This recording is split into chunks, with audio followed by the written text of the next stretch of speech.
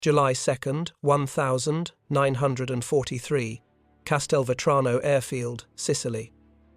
The Focke-Wulf 190's pilot never saw the P-40 Warhawk diving from above until machine gun fire tore through his fuselage, sending his aircraft spiraling toward the Sicilian countryside below in flames and smoke. First Lieutenant Charles B. Hall, a 22-year-old from Brazil, Indiana, had just recorded what German Luftwaffe commanders believed impossible, something that Nazi racial ideology said could never happen, something that violated every assumption they'd made about racial capabilities. A black pilot had shot down one of their elite fighter aircraft.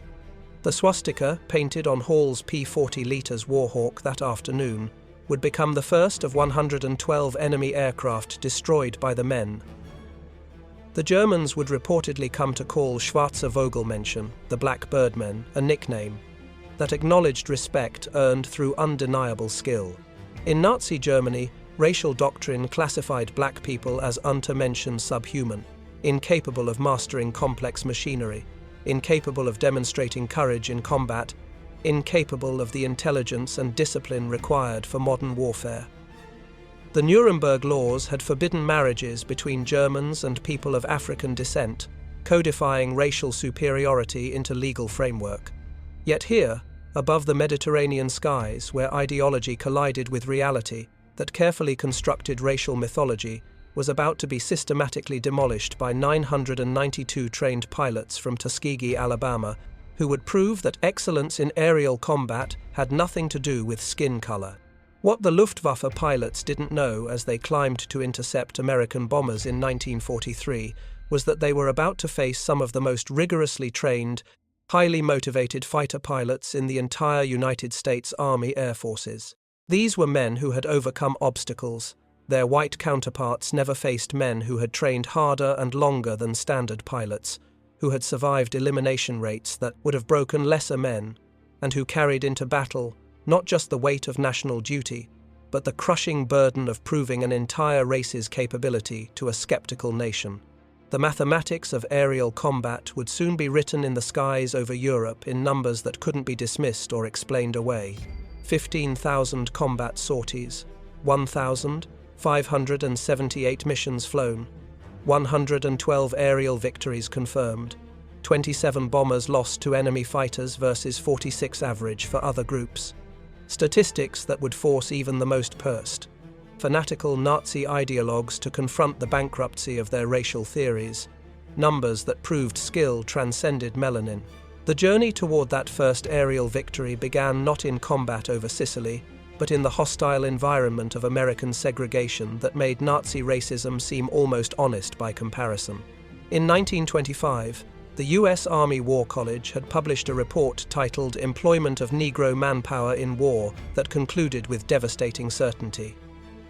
Compared to the white man, he is admittedly of inferior mentality. He is inherently weak in character. This wasn't fringe racism, this was official military assessment, doctrine taught at command schools, policy that shaped military planning. The report claimed that black soldiers lacked the intelligence for technical roles and the courage for combat leadership, recommendations that would influence military policy for decades. Yet even as military leaders clung to these prejudices with religious fervor, a small group of black Americans was already proving them wrong through personal achievement that couldn't be denied. Eugene Bullard had flown for France in World War I because America wouldn't let him serve his own nation. Bessie Coleman had earned her pilot's license in France in 1921 when no American flight school would accept her application. By the 1932nd, the Coffey School of Aeronautics in Chicago had trained dozens of black civilian pilots, demonstrating that flying skill knew no racial boundaries, that the physics of flight didn't care about skin color. The pressure for change intensified as war clouds gathered over Europe, and American hypocrisy became impossible to ignore. Civil rights leaders mounted systematic campaigns. Walter White of the NAACP, Labor leader A. Philip Randolph, and Judge William H. Hasty lobbied relentlessly for black inclusion in military aviation. Black newspapers, the Chicago Defender, the Pittsburgh Courier, The Baltimore Afro-American hammered the Roosevelt administration with a simple question that cut through political rhetoric. How could America fight for democracy abroad while denying it at home? On April 3, 1939, Public Law 18 finally cracked open the door that had been sealed shut by prejudice. Senator Harry H. Schwartz had inserted an amendment requiring the civilian pilot training program to include one or more schools designated by the Civil Aeronautics Authority for the training of any Negro air pilot. It was a grudging concession wrapped in segregation, qualified with restrictions. But it was a beginning, a crack in the wall that would eventually bring the entire structure down. When Franklin Roosevelt ran for an unprecedented third term in 1940, he needed black votes in key northern cities where migration had shifted electoral mathematics. On January 16, 1941, Secretary of War Henry L. Stimson announced the formation of the 99th Pursuit Squadron, an all-black flying unit that would prove whether black Americans could serve as combat pilots. The announcement came with a caveat that revealed the military's expectations and prejudices. This would be an experiment to test whether blacks could be trained as combat pilots, a test white pilots never had to pass, a burden white aviators never carried. Captain Benjamin O. Davis, Jr. understood the crushing weight of command when he led 26 pilots of the 99th Fighter Squadron to North Africa in April 1943. The son of America's first black general, Davis, had endured 4 years of silent treatment at West Point, where no white cadet would speak to him outside of official duties. 4 years of isolation that would have broken lesser men, 4 years that forged steel determination. Now he commanded men who carried not just their own hopes for survival and success, but the aspirations and dreams of 13 million black Americans watching to see if they would be allowed to prove their worth.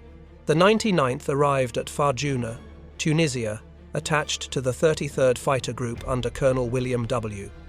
Spike Momia, a commander who made no secret of his skepticism about black pilots' capabilities. Momia assigned them patrol missions over the Mediterranean, keeping them away from real action where they might fail and confirm his prejudices or succeed and challenge them. He wanted them to fail. And when they didn't immediately excel against experienced Luftwaffe pilots flying superior aircraft, he had his excuse to recommend their removal. The morning of June 2, 1943, marked their first combat mission, an attack on the Italian-held island of Pantelleria. As their worn P-40 Warhawks climbed toward their targets, German fighters suddenly appeared through the clouds. The Tuskegee pilots held formation, protecting their bombers with discipline that training had drilled into muscle memory. No aircraft were lost on either side, but the Germans had learned their first lesson. These pilots wouldn't break under pressure. But it was July 2, 1943 that changed everything, that silenced the doubters, at least temporarily. Charles Hall was flying his 8th mission, escorting B-25 Mitchell bombers attacking Castelvetrano airfield in Sicily. 2 Focke-Wulf 192nd bore down on the bomber formation from above. Hall later testified with the precision of a man reliving his finest moment. I saw 2 FW 192nd following the bombers just after the bombs were dropped. I headed for the space between the fighters and bombers and managed to turn inside the date, Jerry. I fired a long burst and saw my tracers penetrate the second aircraft. He was turning left but suddenly fell off and headed straight into the ground. When Hall landed, the entire base erupted. Black ground crews who had endured months of insults from white personnel finally had their answer to every slight, every doubt, every dismissal. Hall's victory was the first aerial kill by a black American pilot in US military history, proof, written in fire and wreckage that couldn't be denied. By January 1944, the 99th had been in combat for 7 months, but Colonel Momia filed a devastating report, claiming they lacked aggressiveness and recommending their removal from combat. The report reached General Henry Hap Arnold, who prepared to shut down the entire experiment based on one prejudiced commander's assessment. Then came Anzio, and everything changed. On January 27, 1944, the Luftwaffe launched massive raids on Allied forces at the Anzio beachhead. 15 pilots of the 99th, flying obsolete P-40 seconds, encountered superior Focke-Wulf 190 seconds over the battlefield. What followed silenced the critics forever. The 99th shot down multiple enemy aircraft. Sources vary between 8 and 13 kills over 2 days. Captain Charles Hall claimed 2 more victories, bringing his total to 3. In 2 days, flying inferior equipment against experienced opponents, they had destroyed more enemy aircraft than in their previous 7 months combined. The War Department launched a study comparing the 99th with other P-40 squadrons and concluded they were performing just as well as white units. The success at Anzio proved black pilots could excel when given opportunity and proper equipment. In May 1944, the 332nd Fighter Group, combining the 99th, 100th, 301st, and 302nd Fighter Squadrons, received orders that would transform them from outcasts to legends. They would join the 15th Air Force as bomber escorts, flying the long, dangerous missions deep into Nazi Germany, where losses were highest and glory hardest earned. Colonel Benjamin Davis gathered his pilots at Ramitelli Airfield on Italy's Adriatic coast with instructions that would define their combat philosophy. "We cannot afford to lose bombers. Our job is not to be aces. Our job is to bring those bombers home." This directive stay with the bombers no matter what would define their reputation and save countless American lives. In June 1944, General Nathan Twining ordered distinctive markings for fighter groups. The 332nd was assigned red, not just red noses or bands, but entire tail sections painted crimson. The P-51 Mustangs, with their red tails, red propeller spinners, and red nosebands, became instantly recognizable. The first bomber crews didn't know their protectors were black. They only knew these fighters stayed close, never abandoning them for easy kills. Word spread. "Request the red tails if you can get them." July 18th, 1944, would test the red tails like never before. Colonel Davis led 66 Mustangs to rendezvous with bombers targeting Memmingen, Germany. The bombers were late. Davis made a crucial decision: orbit in enemy territory rather than return to base, a decision that put his men at maximum risk but honored their mission.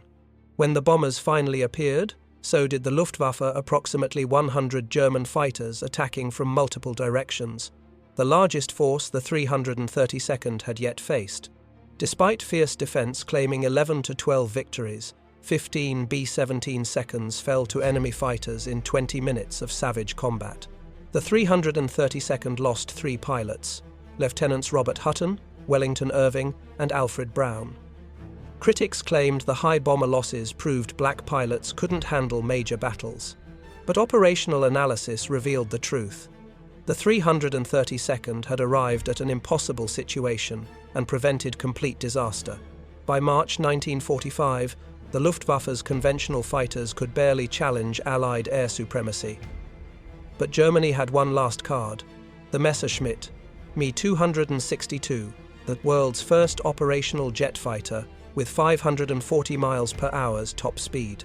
On March 24, 1945, the 332nd received its most challenging assignment: escort bombers 1,600 miles round trip to Berlin to attack the Daimler-Benz tank factory. Intelligence warned that Me-262 seconds from Jagdgeschwader 7 would defend the target with the largest jet force ever assembled. Colonel Davis led 43 P-51 Mustangs into the heart of the Reich. As they approached Berlin, Me-262 seconds appeared swift, deadly, seemingly invincible. Lieutenant Roscoe Brown had studied the jet's weaknesses. "We knew they were faster. Instead of chasing them directly, we went away, then turned into their blind spots." Brown shot down one Me-262. Lieutenant Earl Lane destroyed another with a 2,000-yard deflection shot. Lieutenant Charles Brantley claimed the third. 3 Me-262 seconds in one engagement, more than most fighter groups destroyed in the entire war. The Red Tails had just exceeded all previous American Me-262 kills in one afternoon. The 332nd earned a Distinguished Unit citation for this mission. Not all encounters ended in victory. 32 pilots became prisoners of war, revealing complex interactions between Nazi ideology and military reality. Lieutenant Alexander Jefferson was shot down August 12, 1944. At interrogation, the German officer knew everything. Ramitelli airfield details, squadron commanders, even Jefferson's parents' home in Detroit. He knew my father was a teacher and my mother's maiden name. Their intelligence was frighteningly thorough, Jefferson recalled. Inside Stalag Luft III, Jefferson found himself treated like any other American officer. White POWs from bomber crews often thanked him for red-tail protection interactions impossible in segregated America. Here I was in a Nazi POW camp, being treated more equally by white Americans than I would be back home. Jefferson reflected on the bitter irony. While Germans reportedly acknowledged the red tails with the nickname Schwarze Vogelmenschen, American bomber crews became their most vocal champions. These men, who faced death on every mission, cared nothing about race, only survival. They developed their own mythology: the distinctive wing-waggle greeting, tight formations, refusal to abandon damaged bombers. Red-tail angels became their name for the 332nd. The statistics supported bomber crew preferences. Research by Dr. Daniel Hallman revealed bombers under 332nd escort lost only 27 aircraft to enemy fighters, compared to an average of 46 for other P-51 groups. This superior protection occurred despite flying some of the longest, most dangerous missions of the war. By war's end, the Tuskegee Airmen had compiled a record that demolished every assumption. Combat operations: 1,578 combat missions, 15,000 plus sorties, 179 bomber escort missions aerial combat, 112 enemy aircraft destroyed, 150 aircraft destroyed on ground. 3. Me-262 jets, the 24th of March 1945. 950 vehicles destroyed, 254 locomotives. Protection record: 27 bombers lost versus 46 average. Superior rate across 179 missions. Individual aces: Lee Archer, 4 victories. Joseph Ellsbury, 4 victories. Edward Toppins, 4 victories. Clarence Lester, 3 kills in 1 mission decorations. 96 distinguished flying crosses. 744 air medals. 14 bronze stars. 4 distinguished unit citations. Human cost: 66 pilots KIA, 32, POWs 84 training deaths. The transformation from mockery to respect reflected superior training. At Tuskegee, pilots flew 300 hours compared to 200 for white pilots. They practiced formation flying obsessively. The washout rate was 60% compared to 40% for white cadets. Only the very best survived, creating what Colonel Noel Parrish called a super-selected group. The 99th began with hand-me-down P-40 Warhawks, already obsolete. These were inferior to German Bf 109 seconds and FW 190 seconds in almost every metric. Yet pilots used the P-40's superior turning ability to hold their own. The arrival of P-51 Mustangs in July 1944 transformed the red tails into equals of any unit. The P-51D's 437 miles per hour's speed, 6 50 cal machine guns, and 1,600-mile range allowed escort anywhere in the Reich. Of approximately 16,000 Tuskegee Airmen who served, fewer than 1,000 were pilots. The rest were mechanics, armorers, crew chiefs who kept red tails flying. Ground crews worked miracles with limited resources. Ramitelli was primitive, spare parts scarce. Yet their aircraft availability rate equaled or exceeded white units. Colonel Davis's order to resist chasing fighters required discipline. Anyone can shoot down a fighter if they abandon their post. It takes discipline to stay with the bombers. The red tails developed 3-layer defense: close escort weaving above bombers, medium escort intercepting incoming fighters, high escort watching for diving attacks. This required precision and absolute discipline. The Tuskegee Airmen fought two wars, against fascism abroad and racism at home. Their combat record challenged both Nazi racial ideology and American segregation. While victories made headlines in black newspapers, mainstream press often ignored them.